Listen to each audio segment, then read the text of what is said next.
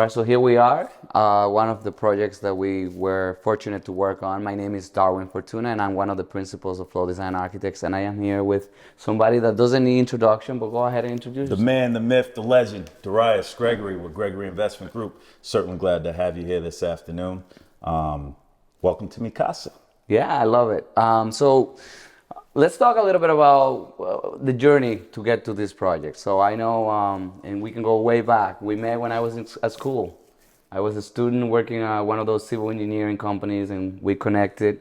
And I don't know if you remember that project in Salem, right? I do.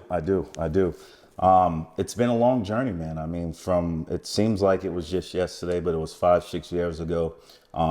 You were still, I believe you were still in school at that point. I was. I don't know what institution you were in, but Yeah. doesn't really matter. But you were basically doing the floor plans for, I believe it was, fill in the blank. Who was the guy that? Errol Marini. Yeah, the crook. Yeah. I hate that guy.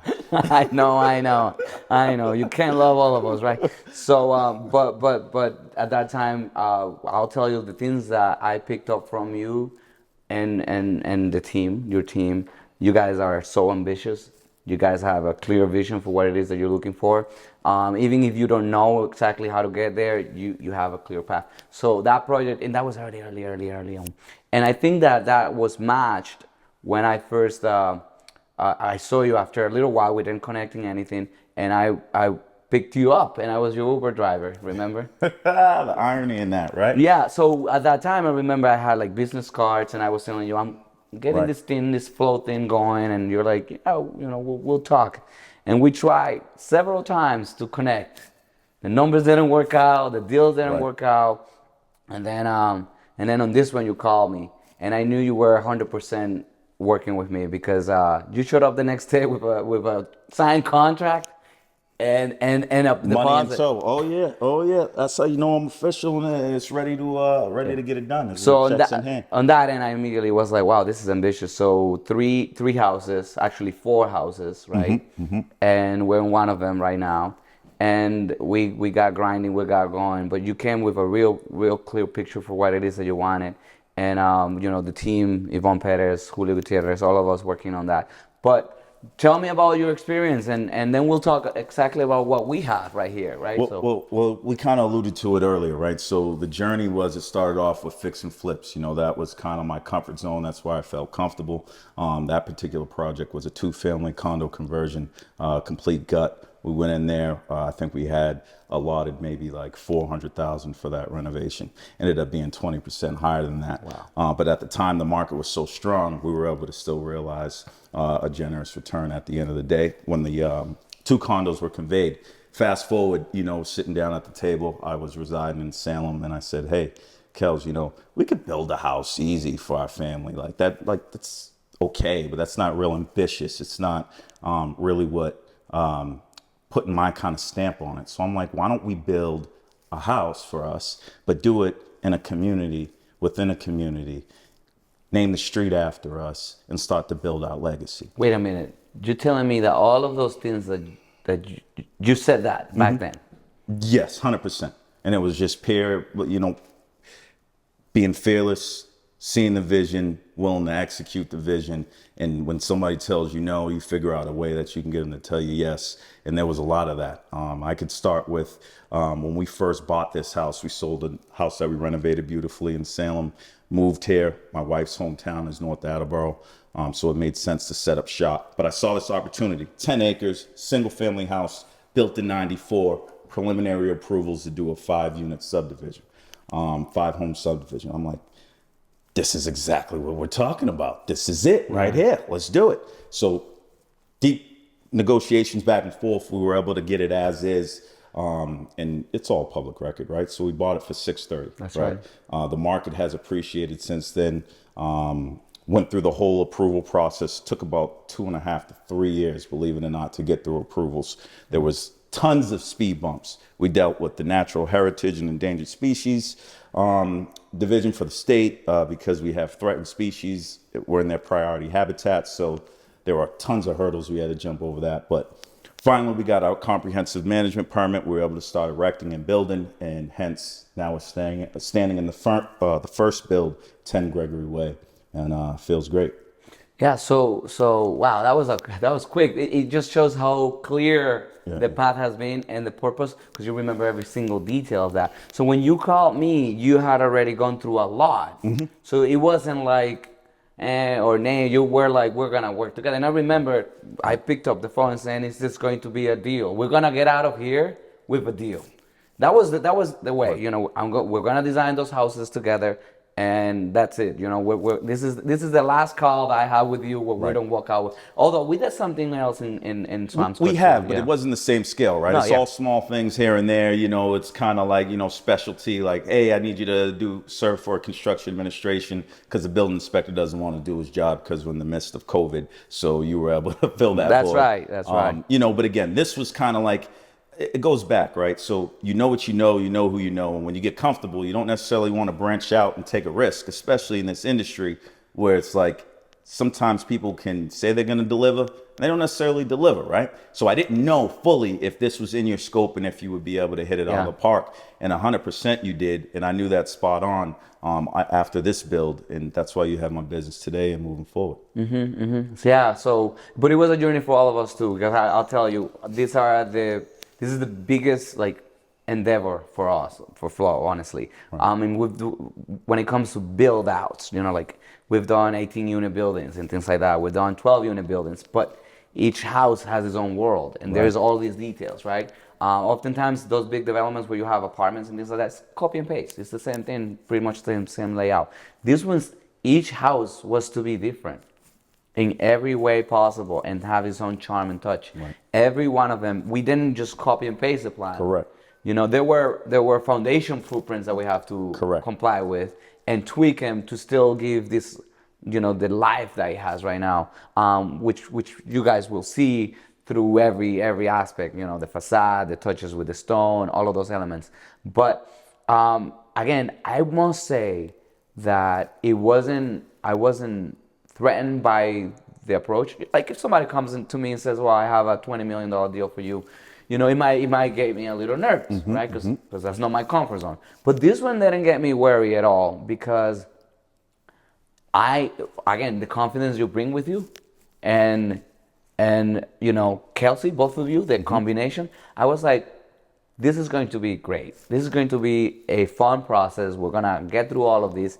They know the kind of windows they like. They know the ceiling height.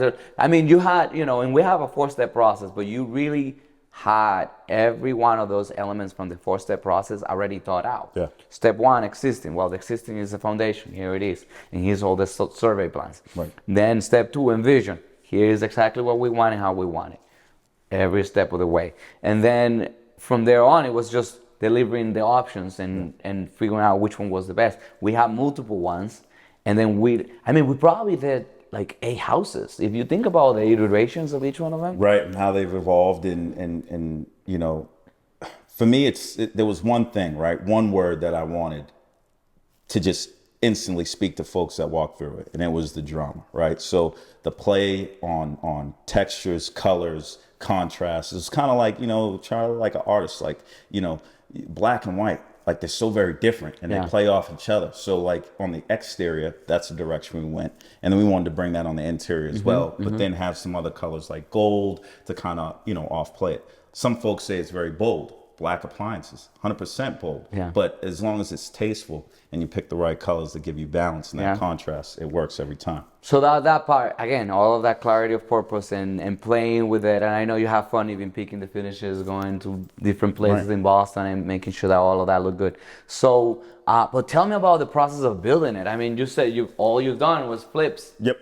Rehabs, full guts, things like that. You didn't have to deal with foundations and full framing of a whole building, exterior framing. Yeah. So how was that? How was that for you? Yeah, so I guess I wasn't as concise, right? So this wasn't my first new construction project. That would be absolutely like insane to try to jump out and build, you know, a 5-lot subdivision for your first new construction project. So I originally started doing the fix and flips. Then I migrated to new construction. The first house I ever built was 73 Andover Street in Peabody. That had some limitations, conservation, need to get a zoning board, variance from the ZBA. So went through all that, got familiar with the boards. I remember you did call me about that project early on, but then, you know, again, I probably I went to wasn't New even Hampshire. ready. I went to New Hampshire. I wasn't probably even ready for it. Again, you have to be ready for the opportunity. When That's the right. opportunity comes, you have to be ready. That's right. So that when you went and got some drawings from New Hampshire and things like that. So that was good. That was the relationship that I cultivated. It was good to work with them. But that's kind of where I got my feet wet. And I'm like, all right, you can fix and flip, but there's tons of unknowns. New construction kind of runs itself. And it's, if you can align yourself with an architect that feels comfortable and confident in your execution in the field, then it's a marriage that's, well in the last Yeah, because you were lifetime. fixed to what they already had on their Right, plate, right? right. It was like a catalog of plans. Right. And some people talk to me about, well, the speed of building something that's or either prefab or the drawings are like a catalog. Right. I was like, well, you don't have any say. Really, you don't, Right. right? In this one, for instance, you had all the freedom of everything. Yeah. Not only dress it up and make it the colors you want. Right. Every space has its own vision, its own purpose, and is thought out, right? So that's the markup. That's the defining moment. That's the thing that when you walk into this house, you say, wow, this is just cut out different. This is just a different breed. So that's what you get through every single aspect of the space. And that's what you get from working with, a great team. I'm not trying to give myself a pat on the shoulder, but Yvonne was super patient. And Julio have been super patient throughout the whole process. And flexible, and you guys have a way of working, and we kind of flow together. I mean, that's the name, flow, right? So we flow together. You're like, 5 minutes, Zoom call real quick. Yeah, let's jump on. We jump on. We get it done. So you guys were super involved to know what you really wanted and what you didn't want. But the construction part. So going on the details. Yeah. So it's all about relationships. The relationship I created with Flo is the same thing, and that's one of my strengths, right? So it's understanding people, knowing how to push, knowing how to pull back when you need to, but we're all working for a cause and we're working to a destination. So I align myself with some subs that understand me, and they understand I know this construction necessarily, at a high level, right? So this is the vision, this is where we're going. Can you get in budget? Can you run the job when I'm there and when I'm not there? Is it still the same level of execution? If so, you could be a part of the team, and let's run with it. So these subs I've been using, and they travel with me, right? My painter's coming from Salem. I found other guys locally, but some of these relationships I've cultivated over the last 5 or 6 years. And the end product, ultimately, I just have the vision. I don't swing hammers. Maybe I'll come and pick a coffee cup up or something, make sure and check quality control throughout the project. But they're really driving it, and it's really the subcontract. So trusting the team that you've cultivated over time. I have noticed, we're a very tight and small community. Believe it, Massachusetts, right. It's everybody knows everybody. So to get to this, I would say this is excellence in residential construction and design right here, right? So to get to that level, it's a craft. You got to work on your craft, and you can't go around life just getting people mad at you and burning cultivating, bridges. burning bridges left and right. So to get to this level where you can build this kind of, this is, again, masterpieces. You have to, again, little bit, and trust that team, right? That you have. Correct. Same thing with Flo. Like, we've trained everybody. We work hard on getting everybody up to speed, right? Most of them come from nowhere, from out of nothing, right? Most of us are minorities, right? At the end of the day, that barely even speak English sometimes. Like Edwin probably doesn't. That's why I like you guys. Gracias. So, but you build that, and you cultivate it, and you don't burn any bridges, and then you get to that point where you can, now it's like the song of the elephants on jumping on the net. So the net, well, let's see how much we can do. Right. But that vision, man, you're fearless. Yeah, 100%. You're bold. Like, you can't have success in this industry if you're scared. It you just doesn't. Walk right into this. Yeah. We're gonna do these houses. I'm sometimes puzzled, how did the financial part work out? We had a conversation. You take me to lunch, and you'll tell me all the details. I'm like, is that what it costs to get? I'll get you to lunch a week. Huh? A week. It's like, hey, honey, I'm on a date with somebody. Darius. Yeah, that's right. But you surrounded yourself with very successful people. Surrounded yourself with a team that you can trust. Had a bold vision. But I'm still shocked that you said, okay, yeah, we can do these flips. We can do these homes. So let's build our own home. Have a street named after us. Create a community. and you found exactly what you wanted. Yeah. I mean, that's like the book The Secret, I think, played out exactly like that. Just speak it into existence. You know, you want to manifest kind of what you want. Your dreams can really ultimately be a reality. But if you're scared to go achieve them, you know, then it will never happen. Now, again, deals aren't plentiful like they used to be. I think we're going to see a market shift now that these interest rates are rising. You're going to start to see, you know, some property values start to decline, which ultimately will create more opportunity.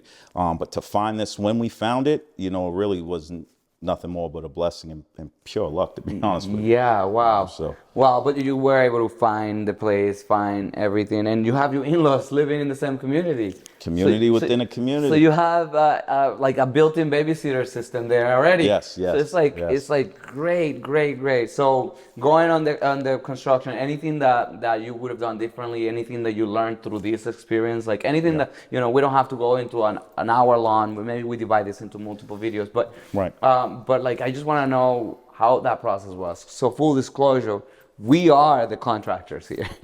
Like we are the GC and team that put all of this together, and that takes a lot of trust, and yes. It takes a lot of courage, like you said, like knowing that person is gonna get you from point A to point B, right. all the way through. And I was involved all in. I'm involved all in, right? All the risks and all that.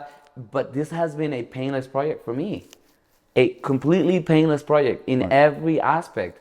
I don't know what I attribute that to, like great plans. Well, the plans needed to be worked out too, for the lumber, for the pricing. Yeah. So I don't know what I meant. I guess it's the team, right? Like that's probably what I mean, I kind of talked about this, you know, offline. It was just, you know, the house is perfectly imperfect, right? Yeah. Everything's man-made, everything's done with hands, even from the architectural standpoint. So are there some minor tweaks that need to happen in the field? Absolutely. But that's the beauty, right, of a spec build versus building for a customer or a building for a homeowner, right? Because the client's not here. The end buyer, whoever we're going to convey this property to, they don't know what originally we were supposed to do and then how we deviated that in the field and on the plans to the final build. So they got, this is their perfect product. Exactly. Yeah, they got it. This is all they know. You got exactly what you wanted. Exactly. Got exactly, it. Man. So there wasn't even deviating from an initial path. It was a fluid, creative process. Yeah. Of taking and putting, and that doesn't end. A lot of people think that it ends when you draw it. Just it doesn't the end. Flow, it hasn't ended yet. Just the flow, like a river flows, you know, goes where it goes. I like that. So, but any major things that you never even told me, like that you never called me about, anything that you